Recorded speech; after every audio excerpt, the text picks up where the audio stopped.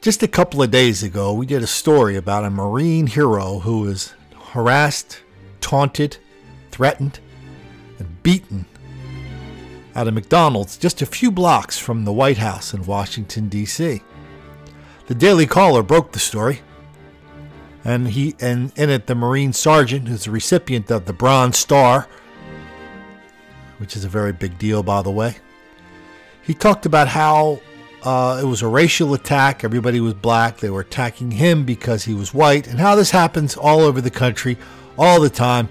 Thank you very much, Sergeant. Well, there's so much new happening, so much that really illuminates what we talk about here. I thought I'd catch you guys up on it on the Fox News interview this morning. But the really interesting thing, plus the new video that came out that shows the entire encounter. But the real interesting thing is the reaction from the readers of the Washington Post who say this Marine made up the entire thing because everybody knows black people do not go around doing that kind of stuff to white people for no reason whatsoever. Astonishing stuff. Take a look. This morning, D.C. police are working to identify at least 4 teens accused of attacking and robbing a decorated Marine inside a McDonald's. Let's meet that Marine now. He's Marine Sergeant Chris Marquez. He went to that McDonald's for a meal, but according to him, a group of teens had a different idea. They asked him if he thought, quote, Black Lives Matter. And when he did not respond, they called him a racist. And next thing you know, they attacked him, knocked him unconscious. Sergeant Marquez joins us right now for an exclusive interview. And although he's feeling better from that picture, he's still has constant head pain. And Sergeant, you still came on our show. We appreciate it. Thanks so much. Oh, anytime, Brian. I appreciate you guys inviting me. Well, you've also earned a Bronze Star for your service in Iraq, and we know about the famous picture from what was taken as you helped a Marine get out of Hell House in that famous battle in Fallujah, you and another. But let's talk about what happened in the Hell, which was McDonald's that day in Washington, D.C. You were eating, and then what took place? Well, I was eating at McDonald's. It was just myself and like a group of kids came. I believe it was at least 4 or 5, possibly more. They're all males. I know for a fact one of them was a female, possibly 2. It's really hard to remember just because as the days go on, my memory is getting a little more worse. And they were just being rowdy inside the McDonald's, and I figured they were just, you know, teens, whatever. And they stopped by my table, and they kind of like, they went around my table in a group, almost like confronted me, and they were asking about the movement, if I thought Black Lives Matter, and I was ignoring them because they were actually just trying to intimidate me. It just seems like they just wanted a confrontation, and I wasn't going to play along with that. I just wanted to eat my food and leave. And then they started calling me a racist, and what I do remember, I believe I told them to leave me alone, and that's when it gets really fuzzy, just because personally I thought originally I was attacked in the McDonald's, but I talked to the manager, and he went through he told me what happened through the camera footage, and he said they attacked me as I exited the McDonald's. Wow. And basically I was out cold. I was hit in the back of the head with something. They're not exactly sure if they had anything in their hand or not, just because of the quality of the footage. But the manager said the moment I got hit, I just fell straight on the ground on the pavement, and I was unconscious. And then that's when they came and they stole everything in my pockets. They tore my pants, trying to take my wallet. And he said like a minute or 2 later I woke up and I wandered off. That's when I got into the taxi cab. They took me back to my apartment complex. I told the people in my front lobby. Right. They called the cops for me. The cops came, took me to the hospital in George Washington University. Couple of things. Number one, I saw that the manager said he thought you got hit in the back of the head with a gun at first. Yeah. Possibly.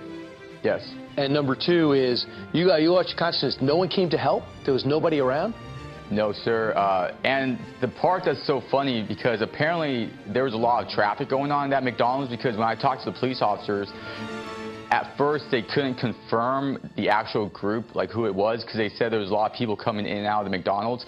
But then today I got an email from one of the officers. He told me they actually have confirmed it was those people that were harassing me in the McDonald's. And personally, you know, I'm telling this to everybody just because it's been happening a lot around here and across our country. There was a hate crime.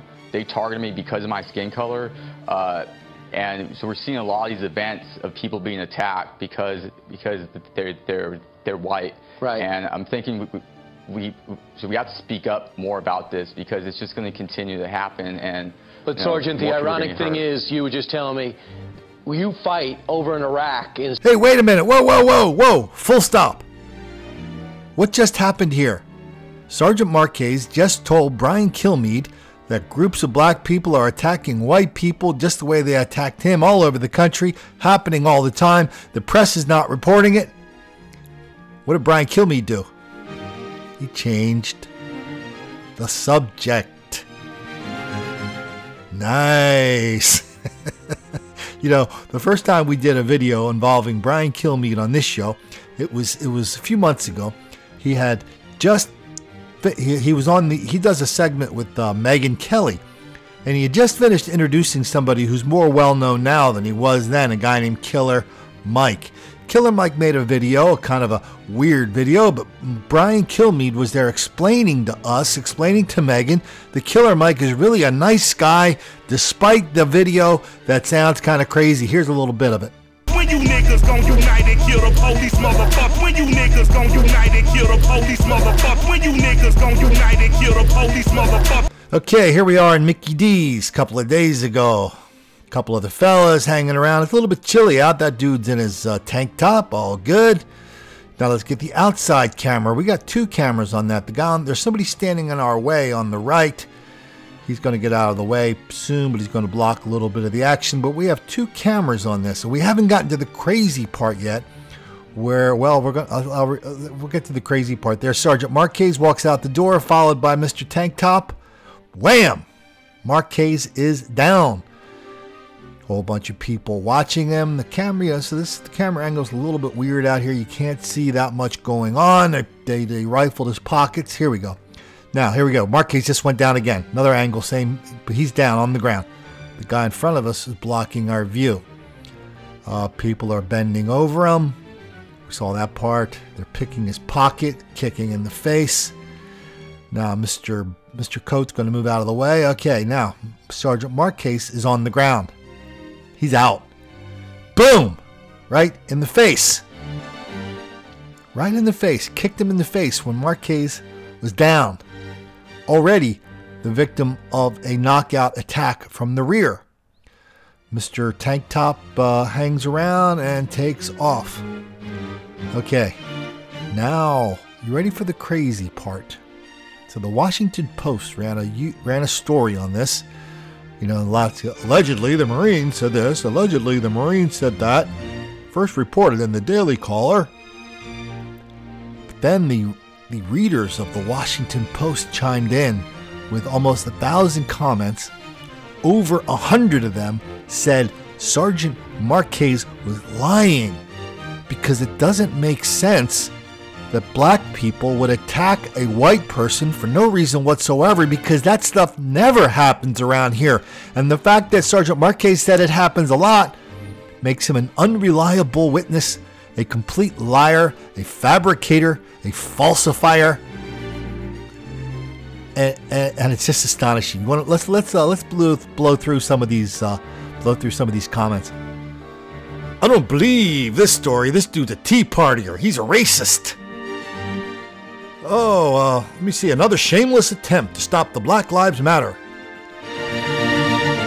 Black Lives Matter movement. Yeah. This is not adding up. Fabricated. This story smells like absolute BS. Okay, blah, blah. I'm an officer, and you know what? Don't believe it. I don't believe this attack actually happened. Right-wing fantasy. Groups of white people do this all the time. Race has nothing to do with this. This story does not pass the smell test. I knew it was fishy. Most likely the video doesn't show anything, or nothing happened. No one saw it? No one witnessed it? I live in D.C. Well, you know, this is random crime by minors. Let's not make it out to be bigger than that. Yeah, this is not Black Lives Matter. Nothing to do with it. I'm doubting the veracity of this event. Not buying this liar. He claims he was attacked because of race. There is zero corroboration for this. He didn't do what sensible people do. Okay. I don't buy it till I see it on video. $10, say the guy's making it up. The Daily Caller, they reported it. He's lying about something. Oh, here we go. Now we got Snopes. Here we go. Snopes says he was involved in an altercation, but police say there is no indication the argument involved Black Lives Matter activists. Well, he never said it involved activists. That's a liberal straw man fallacy. He said they were talking about Black Lives Matter. Here we go, another one. He lied about all that. He embellished the story. Fairy tale. He's trying to pin a street robbery on Black Lives Matter. There's something not right about this story. He doesn't have situational awareness. This guy is lying about something. This so-called victim, this is propaganda. This guy isn't being honest. Yeah, it's a publicity stunt. Yeah, he's lying. It's a hoax. He lied. Some things don't feel right. Yeah, this story needs to get clearer. We need a better investigation. Okay, so, the big theme of this YouTube channel and all my books is how many people ignore, deny, condone, excuse, encourage, and even lie about black mob violence. This is Exhibit 8,300,092. Brian Kilmeade just heard him tell the truth and he turned away from it. He ran like a little doggy with his tail tucked between its legs. Then all the readers from the Washington Post chimed in. Oh, that guy's a liar. Yeah, he's a liar. He's lying. Now the video's out and we see everything the guy said is true. We even had a guy, one of the letters here was from an FBI guy who worked across the street, the FBI headquarters. And lots of people were saying, oh, it's impossible because the FBI is across the street. Nobody would ever do anything like that. Well, an FBI guy was across the street and he goes, well, I looked at the wounds and they're not consistent with being pistol whipped from the back. Well, is it possible that he got pistol whipped in the back and punched in the front, as we clearly saw? And by the way, getting kicked in the face, that's being punched in the front. Why are so many people so heavily invested in this lie? Why are so many people, so many public officials and reporters so eager to tell us the hoax of black victimization? Even when we have it on videotape, even when we have an Army, a Marine hero looking at us and telling us the truth, they look at him and say, you're a liar, it never happened. That's how sick it is. That's why we're doing these videos. That's why I wrote Don't Make the Black Kids Angry. That's why you have to share it.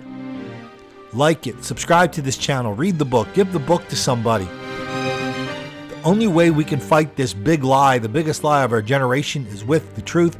That's what we're doing here. The Marine Sergeant did his part. I'm doing my part. And you want to know how to do your part? I just told you how. So you have your orders. Carry them out. Dismissed. This is Colin Flaherty. Of course, when you're in Washington, D.C., don't make the black kids angry.